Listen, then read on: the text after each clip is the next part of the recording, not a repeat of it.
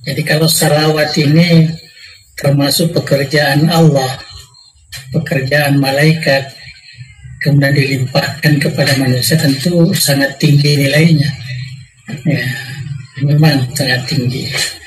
Nah, sehingga ulama pun yang mengkaji tentang persoalan salawat ini, ya, itu banyak sekali. Syekh An-Nabahani itu mungkin ada berapa kitabnya yang terkait dengan salawat. Ya, jadi banyak sekali. Cuma yang menjadi isu di sini ya, tentang orang yang membaca salawat walaupun riya, ya, tetap ya, mendapat pahala begitu hebatnya ya salawat ini dibanding dengan amalan-amalan yang lain. Saya tidak mendapatkan rujukan muktamad ya, dari hadis ya, tetapi yang jelas itu hanya pandangan ulama yang mengatakan bahwa bukan berarti dengan riya. Salawat ini tidak ada riyanya. Tidak ada riyanya. Kenapa tidak ada riyanya? Karena kita hanya berdoa untuk Rasulullah. Ya, bukan berdoa untuk kita. Ya, itu yang saya biasa dengarkan di dalam pandangan para ulama bahwa satu ibadah yang tidak ada riyanya itu adalah salawat. Ya, itu sebabnya dia mengatakan salawat itu perlu diperbanyakkan, apalagi kalau seperti malam ini, malam Jumat. Ya, hari Jumat ya kita perlu banyakkan salawat, karena salawat itu tidak ada riyanya. Artinya semua yang kita lakukan itu adalah penuh dengan keikhlasan, karena kita semata-mata menyampaikan perkara itu kepada Tuhan untuk Rasulullah SAW. Dan kita, yang saya pahami, salawat itu bukan doa kepada Rasulullah, tapi itu adalah ibadah kita. Ya, ibadah, cara beribadah, berzikir yang paling utama, yaitu bersalawat kepada Rasulullah SAW. Nah, kemudian yang kedua tadi, kalau kita tidak punya syekh ini, artinya syaitan yang menjadikannya pentingnya sanad. Ya, jadi dikaitkan dengan sanad ilmu. Artinya kalau kita tidak punya guru ya, yang punya silsilah sampai kepada Rasulullah itu, ya, maka kita tidak ada sumber yang bisa dipertanggungjawabkan kebenaran ilmu yang kita gunakan itu. Ya, cuma ulama tasawuf ini dia lebih kepada mursyid. Ya, padahal sebenarnya asalnya secara umum itu adalah sanad. Ya, sanad ilmu. Pentingnya kita berguru langsung. Ya, jangan melalui kitab. Ya, jangan melalui YouTube dan sebagainya. Ya, kita mesti langsung kepada guru yang punya sanad yang kita percayai. Itu sebenarnya tujuannya. Cuma orang-orang tasawuf ini ya, statement yang dia sebutkan itu memang agak kasar lah. Ya, barang siapa yang tidak punya syekh, ya, maka syaitanlah menjadi syekhnya. Dan syekhnya ini dikhususkan kepada syekhut tariqah atau mursyidut tariqah. Ya, padahal sebenarnya tidak. Karena tidak semua orang masuk tarekat. Bagaimana mau seakan-akan mau didorong semua orang masuk? Nah, tidak boleh juga. Karena itu perkara yang mubah, ya, mustahabah kalau dulu. Ya, artinya lebih baik umat Islam ini ada tarekat perkumpulan untuk belajar ilmu. Itu awalnya. Kemudian yang terkait dengan yang persoalan ketiga ini, kalau umpamanya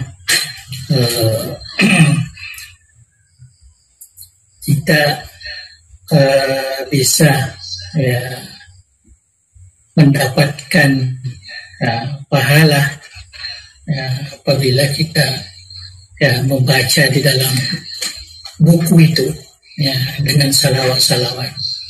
Yang saya pahami itu asasnya sebenarnya adalah asas pandangan ulama. Ya, seperti umpamanya Imam Syafi'i. Ya, Imam Syafi'i rahimahullah dimimpikan oleh salah seorang muridnya, yaitu dia bertanya, apa yang sudah kamu rasakan, ya, keistimewaan diberikan oleh Allah Subhanahu wa Ta'ala. Nah, dia sebutkan bahwa alhamdulillah saya diberikan ini tempat yang sangat baru dan sebagainya. Kemudian apa yang menyebabkan itu? Katanya itu karena saya tulis dalam risalah saya salawat itu. Ya.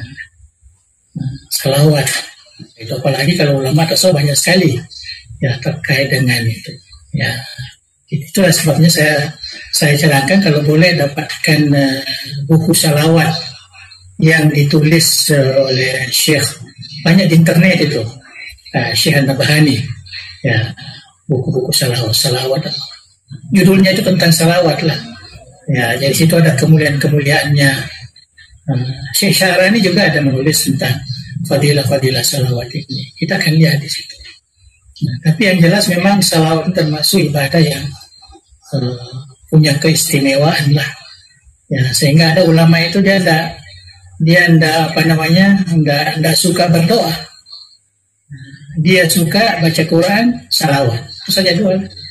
Nah, kata-kata kalau kita sudah lakukan itu, nah, mananya apa yang muncul dalam hati kita itu sudah yang boleh menjadi wasilah itu baca Quran ataupun salawat. Ya, jadi begitu memang pentingnya salawat itu. Saya kira itu saja dari pertanyaan yang pertama. Yang kedua tentang ma'rifah tadi. Jadi tapi yang dipersoalkan tentang zikir, ya, zikir itu kaitan dengan zikir ini. Ada zikir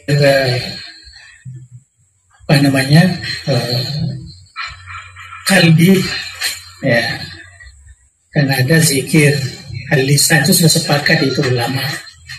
Nah, jadi ada jahar, ada yang khafi. Ya, kalau di dalam ayat yang disebutkan tadi itu ya memang diminta supaya di dalam berzikir itu khafi, tapi bukan khafi bermakna tidak bersuara. Itu yang dipahami oleh ulama tasawuf. Sehingga orang-orang tarekat ini dua macam juga. Ada yang keras, ya, tidak bersuara, ya, dengan alasan kalau tidak bersuara terganggu, ya, tidak bisa fokus kalau dia tidak keras, ya. Itu alasan pribadi. Ada juga yang tidak, ada juga yang tidak. Jadi sepertinya perkara ini sebenarnya perkara ijtihadi, ya, perkara ijtihadi. Kalau kita fokus kepada ayat tadi itu yang dikemukakan oleh Ustaz Abdul Rahman Abu Dalil di dalam Al-Qaulus Shadiq, ayat itu yang digunakan, ya, itu uskur nafsak fi nafsik, ya, uskurullah fi nafsik, ya. Jadi fi nafsik itu artinya di dalam hatimu, ya, dia tidak terjemahkan nafsi itu dalam dirimu, tapi dalam artinya zikrul qalbi, ya, zikrul qalbi. Tapi kalau kita lihat Imam Nawawi, ya, dalam kitab Askarnya, dia mengatakan bahwa dua-dua itu yang terbaik, zikrul lisan dan zikrul qalbi. Tapi beliau mengatakan kalau memang tidak bisa bil lisan, qalbi itu cukup. Bekal picu, karena zikr bilisan itu hanya sebagai pintu, ya, pintu kepada mengingat kepada Allah Subhanahu wa Ta'ala. Jadi sebaiknya dua-dua lah. Ya, sebaiknya dua-dua. Cuma kita perlu tahu bahwa sebenarnya berzikir ini ada orang suka zikir jamaah. Nah, itulah yang buat tarekat, yang buat perkumpulan berzikir. Nah, jadi dia berjamaah. Tapi ada juga orang yang suka sendirian. Ya, suka sendirian. Ini semua ada dasarnya, ya, ada dasarnya di dalam hadis bahwa berzikir secara jamaah itu, ya, itu artinya selalu dijamaahkan perintah berzikir itu. Uskurullah, ya, itu jamaah. Ya, sama dengan irka'u ma'ar raki'in, itu berjamaah, ruku. Ya. Tapi dalam hadis ada juga disebutkan bahwa sendiri, ya, antazkurallah fi makanin khalin fafadat aina. Ya, kita mengingat kepada Allah di tempat yang sunyi dan air mata kita ini berlinang mengingat Allah. Itu yang paling, yang air mata itu tidak akan dihapuskan, ya, kecuali masuk di dalam surga. Itu ada semua di dalam fadilah-fadilah berzikir itu. Jadi terserah kepada kita. Ya, itu kalau kita bicara tentang usaha tadi. Jadi yang ditanyakan tadi Sagafar ini itu usaha kita.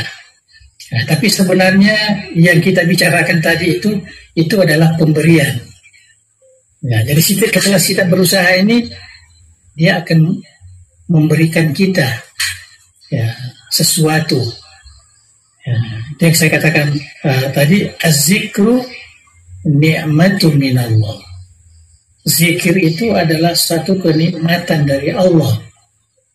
Ya, cuma bagaimana mensinkronkan, menyesuaikan pemahaman. Kita berusaha dan Allah memberi. Ya, itu yang dicari di dalam kita belajar baik dalam Al-Quran maupun di dalam hadis, ya, pengalaman para ulama yang kita baca di dalam kitab-kitab tasawuf ini. Itu kan jelas seperti yang saya katakan tadi bahwa manusia itu, hamba Allah itu terbagi dua. Nah, ada majzubin, ada minal kasibin. Jadi ada khusus diberikan itu memang, ya, spontan, artinya memang dari Tuhannya ke Tuhannya. Kalau kita ini dari hamba, ya, kepada hamba. Ya, jadi ada perbedaan. Ya, ada perbedaan. Jadi mudah-mudahan nanti kita berusaha seperti itu, maka kita akan diberi oleh Allah Subhanahu wa Ta'ala. Yang jelas, kedua-dua jalan itu adalah, ya, jalan yang sahih, ya, yang benar, ya, di dalam mendekatkan diri, ya, kepada Allah Subhanahu wa Ta'ala. Ya, jadi saya kira itu yang yang perlu kita ketahui tentang